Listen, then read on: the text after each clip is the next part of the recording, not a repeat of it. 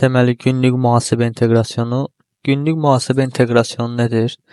Gündəlik reception tərəfindən və yaxud post tərəfindən girilən algı və satqıların mühasibə sisteminə oturmasıdır. Bu sistemə oturmaq üçün biz gündəlik olaraq mühasibə inteqrasiyonu etməliyik ki, bütün bizim burada nə satışımız varsa, gəlsin bu hesab planı üzrə bizim hesabımıza gəlib otursun. Bunun üçün biz mühasibə hissəsindən mühasibə inteqrasiya bölümünə daxil oluruq. Buradan da otel günlük gəlir inteqrasiyonuna daxil oluruq. Günlük mühasibə inteqrasiyonu. Burada tariximizi seçirik ki, hansı günün mühasibə inteqrasiyonu olmalıdır. Dünən olduğu üçün ayın 18 seçdik. Şubemizi seçirik və raporlaya basırıq. Raporlaya basdıqda biz həmin gün nə qədər satış olub, nə qədər gəlir olub, onlar hamısını burada görmüş oluruq.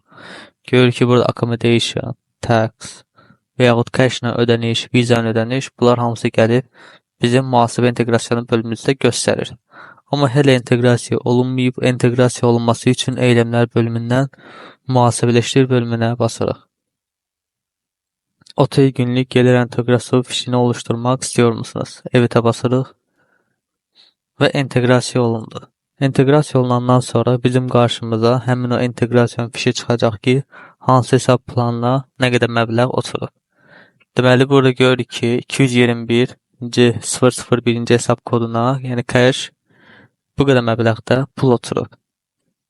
4805. Deməli, həmin gün tarixində bu qədər nağd ödəniş gəlib mənim cash hesabıma oturub. Həmçinin digər Visa hesabına da baxıb görürük ki, 811,84 məbləğində Visa hesabı gəlib mənim 222,003 hesabıma oturub. Bu hesab kodlarını təyin etmək üçün isə biz otel ayarları menyusundan mühasibə tanımları, hesab eşləşdirmə bölümündən həmin o kodları təyin edirik.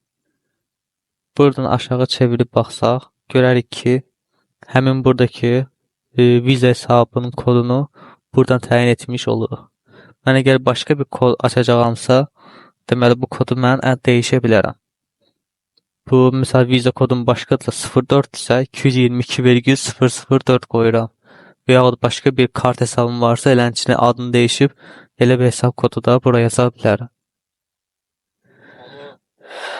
Deməli, əgər fişimizi üzərində bir dəyişiklik etmək istəyiriksə və yaxud silmək istəyiriksə, buradan fişimizi silə bilərik. Basanda burada, evetə basanda isə fişimiz buradan silinmiş olur. Biz həmçinin burada başqa günlərin tarixində də inteqrasiya edə bilərik. Misal üçün, ayın 1-i tarixinə baxa bilərik. Düzdür, bunlar gündəlik olaraq edilməlidir. Əgər yaddan çıxarsa, girib buradan həmin gündən inteqrasiya edə-edə bu günə gəlib çata bilərik.